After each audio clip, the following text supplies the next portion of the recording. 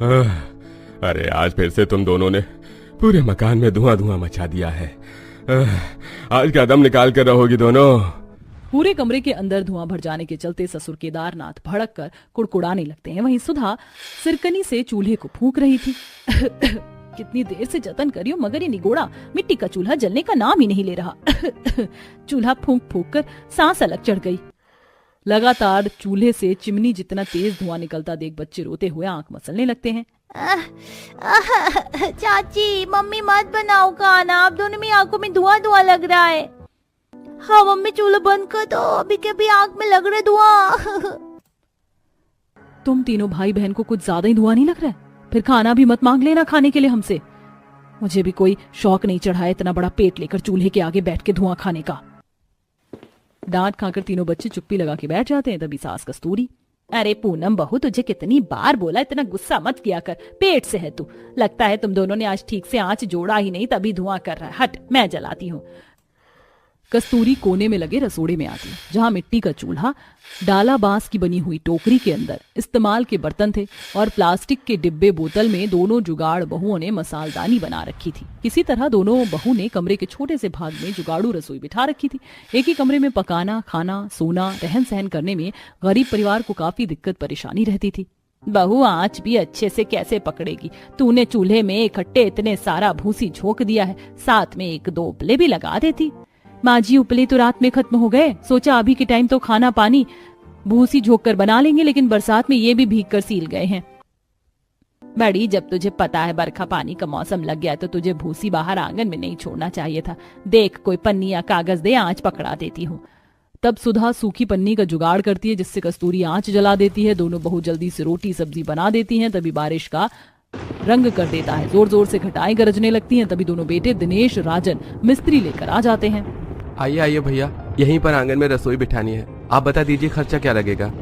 तभी मकान में से बाकी सब लोग भी बाहर आ जाते हैं। तभी मिस्त्री चालू पना दिखाते हुए बोलता है, देखो भाई एकदम स्टैंडर्ड फर्स्ट क्लास पक्की रसोई बना दूंगा, लेकिन लाख रुपए का खर्चा आएगा। पक्की रसोई बनाने में 1 लाख रुपए की लागत सुनकर दोनों भाई संकोच में आ जाते हैं। अरे भैया जी कैसी बातें कर रहे हो, छोटी मोटी रसोई बनाने में 1 लाख रुपए का खर्चा ज्यादा नहीं बता दिया आपने? हाँ भाई 1 से 1.5 लाख में तो अच्छा खासा एक बड़ा पक्का कमरा बनकर तैयार हो जाएगा। अरे काका 1-1.5 लाख में कमरा आज से 10-12 साल पहले बनते थे। महंगाई भी तो देखो ना कितनी तेजी से बढ़ रही है। ईंट बालू के दाम आसमान छू रहे हैं और बिरला सीमेंट सोने के भाव बिक रहा है। देखो भाई 1 लाख रुपए खर्च करके रसोई बनवाना हमारी क्षमता सामर्थ्य से बाहर है। बड़ी मुश्किल से कैसे कैसे करके हमने 10,000 रुपए जोड़े हैं, इतने में छोटी सी रसोई बना दो। अरे आज के जमाने में 10,000 में रसोई बनाना तो दूर, रसोई की एक दीवार भी ना निकले। जब पैसे जुड़ जाए तब बुला लेना। एक पल के लिए अगर मिस्त्री का मेहनताना भी छोड़ दें तो भी 50,000 से नीचे का खर्चा नहीं आएगा। अब जब पैसे हो तो बुला लेना, फालतू का समय खराब कर दिया।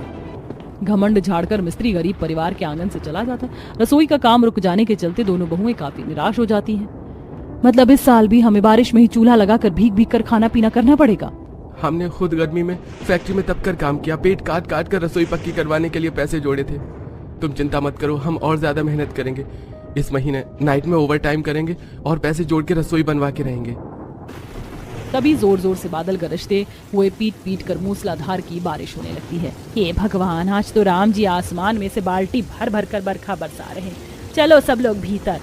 सभी घर वाले जैसे ही घर के अंदर आते तो रसोई की दीवार से निकली खिड़की से झटास मार रहा था, जिससे मिट्टी का चूल्हा तेजी से भीग रहा था।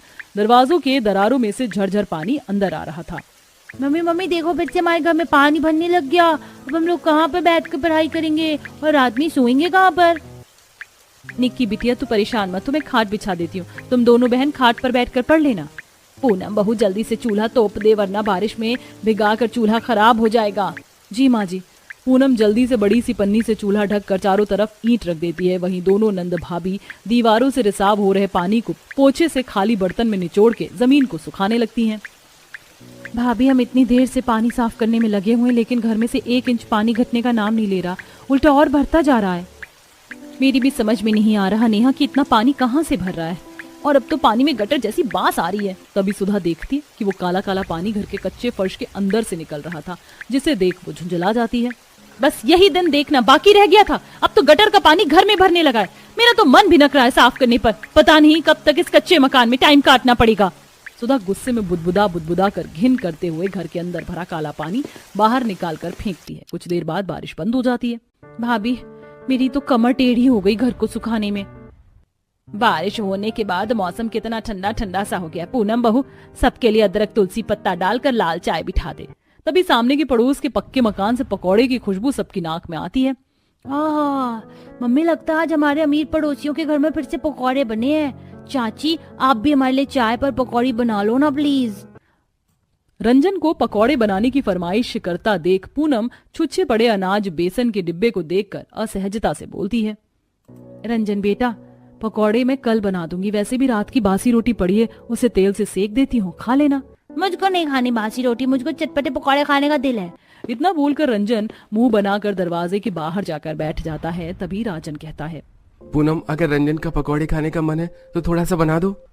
अजी कैसे पकौड़ी बना कर दे दूं? ना तो रसोई में बेसन है, ना आलू प्याज, तेल भी थोड़ा सा लगा है डब्बे में। नेहा, जा बेटी, मंजू मौसी के यहाँ से एक मुट्ठी बेसन मांग लिया। बहू, जितना तेल है उसी को चुआ चुआ कर तीनों बच्चों को चीला बनाकर दे देना, इनका भी मन रह जाएगा। तब नेहा संकोच करते हुए पड़ोसन मंजू के यहाँ आती है, जिसका 5-6 कमरों का 2 मंजिलों का पक्का मकान था।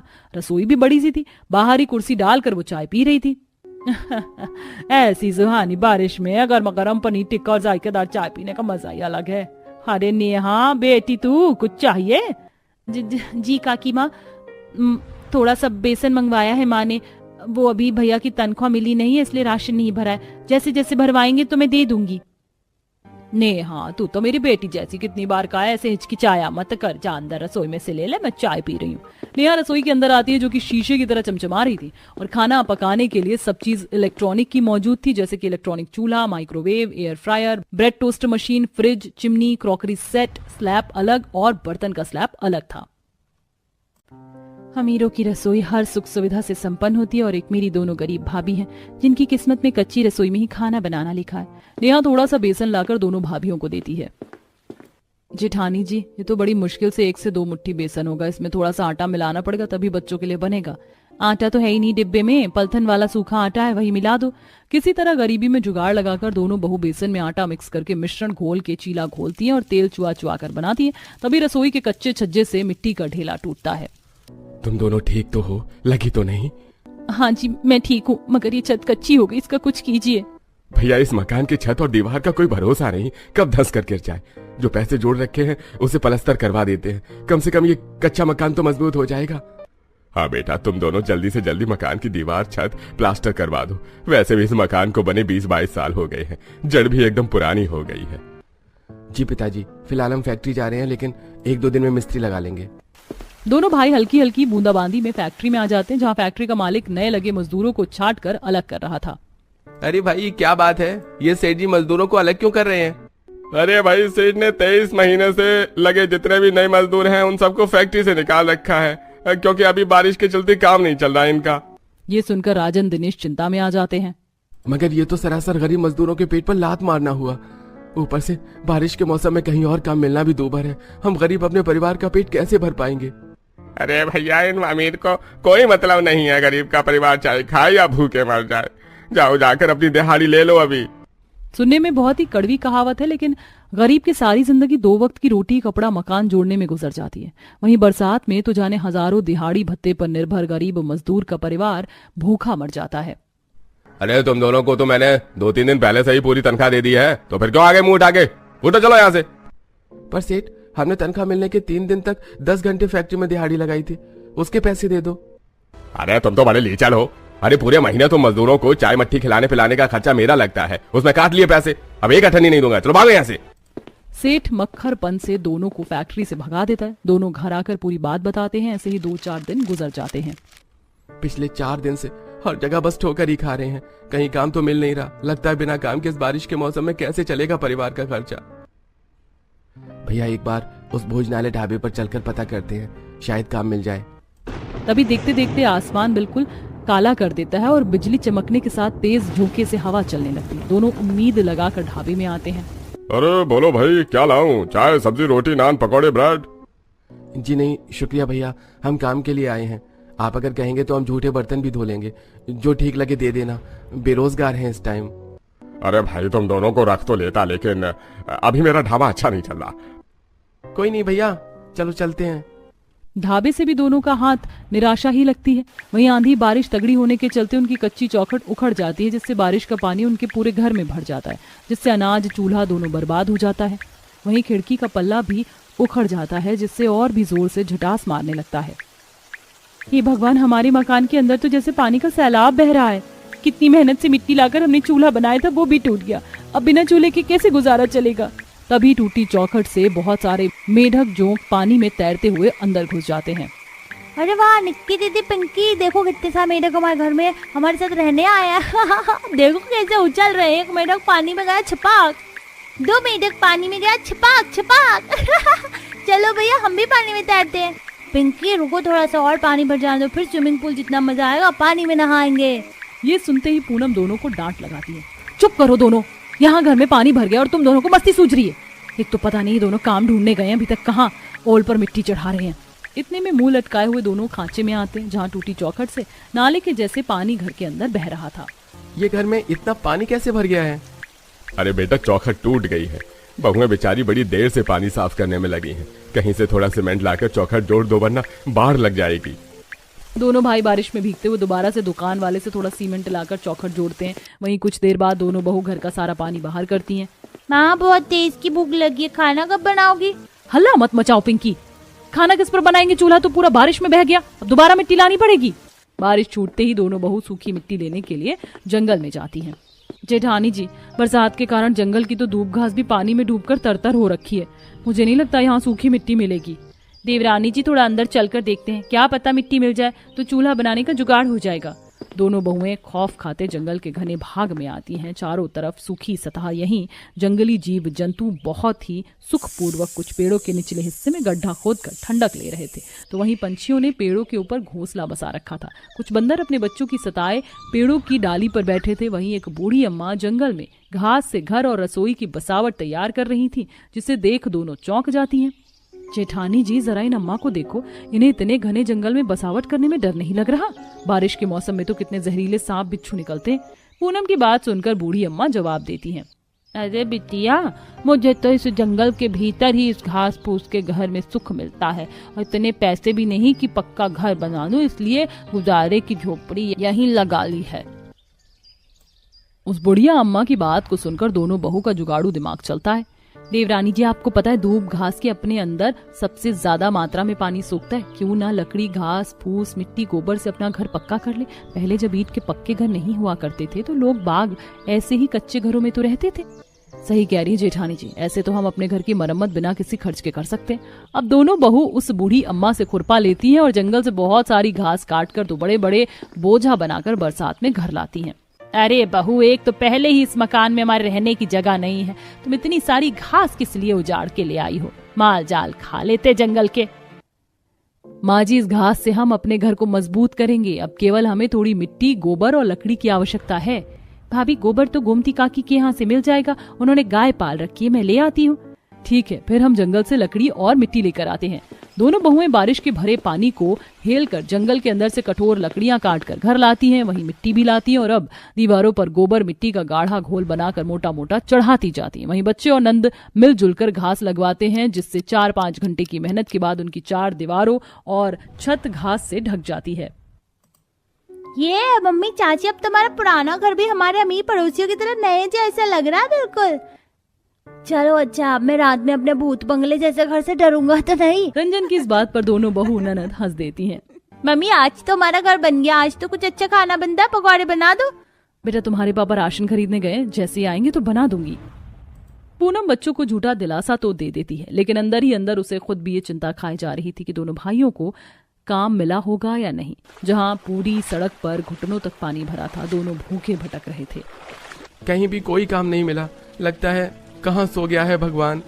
थोड़ी तो दया खा ले हमारे परिवार पर, हमारी रोजी रोटी का रास्ता खोल दे, ऐसे कैसे चलेगा। राजन फूट फूट कर रोने लगता है। तभी एक सरकारी अधिकारी फोन पर किसी से बात कर रहा था। अरे भाई, तुम्हें कहीं से भी एक जमादार नहीं मिल रहा जो इस जाम सीवर को सही कर सके? पूरे रोड पर पानी भर गया है, पता है कितनी दूर तक ट्रैफिक जाम लगा है।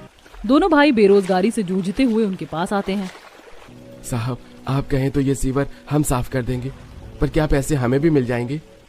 हाँ हाँ बिल्कुल, हैंड टू हैंड आपको पैसे दे दूंगा, 500 रुपए। अब जल्दी से कर दो। कहते हैं ना, पेट की आग एक गरीब से क्या कुछ नहीं करवा देती। दोनों भाई नाक पर कपड़ा बांधकर सीवर की सफाई करते हैं। तभी किसी नुकीली चीज से दिनेश का पैर भी जख्मी हो जाता है। माँ, लीजिए साहब, हमने सीवर साफ कर दिया है, पानी भी पास हो रहा है, हमारे पैसे दे दीजिए। अरे भाई, तुम्हारे पैर से तो काफी ज्यादा खून निकल रहा है, ये 200 ज्यादा रखो, बैंडेज करवा लेना। दोनों भाई पैसे लेकर घर को चल देते हैं। तभी राजन, अरे दिनेश, तेरे पैर से तो काफी ज्यादा खून बह रहा है, चल डॉक्टर के पास चलते हैं। नहीं भैया, डॉक्टर तो फालतू के पैसे काट लेगा, इससे अच्छा घर में 2-4 दिन का राशन डलवा देते हैं, पता नहीं काम मिलेगा कि नहीं आगे। बरसात के कहर में प्रचंड बेरोजगारी से जूझते हुए दोनों राशन लेके घर आते हैं, जहां अपने कच्चे खंडहर जैसे दिखने वाले मकान का बदला नक्शा देख दोनों खुशी से भर जाते हैं। जहां दोनों बहू कच्चे आंगन में रसोई की नींव निकाल रही थी। भैया, क्या ये हमारा घर है, हमारी झोपड़ी है? पापा, ये घर मम्मी चाची ने बनाया, पता है। अब हमारे घर की छत भी नहीं टपक रही और बर्फ जितनी ठंडक है घर में, आज तो बड़े मजे से सोएंगे। तुम दोनों ने अकेले ही इतना सब कुछ कर लिया, बहुत ही जुगाड़ू पत्नियां हैं हमारी भैया, चलो हमें भी अपनी मदद करवाने दी। दोनों भाई भी रसोई बनाने में मदद करवाते हैं और लकड़ियों से रसोई का ढांचा बनाते हैं। इसके बाद वह मिट्टी और गोबर से सीमेंट के जैसा प्लास्टर लगाते हैं और वहीं सास नंद रसोई की घास की छप्पर बना रही थी, जिससे चारों छत पर डाल देते हैं। वहीं रसोई में धुआं पास करने के लिए वो एक छोटी सी खिड़की चिमनी के तौर पर निकालते हैं और इस तरह से बारिश में दोनों बहू अपने जुगाड़ से पक्का घर बनाती हैं और साथ में पक्की रसोई भी बनाती हैं, जिससे एक ही कमरे में खाना पकाना सोना करने की दिक्कत परेशानी दूर हो जाती है और अब पूरा गरीब परिवार बारिश के मौसम में आराम से रहन सहन करते।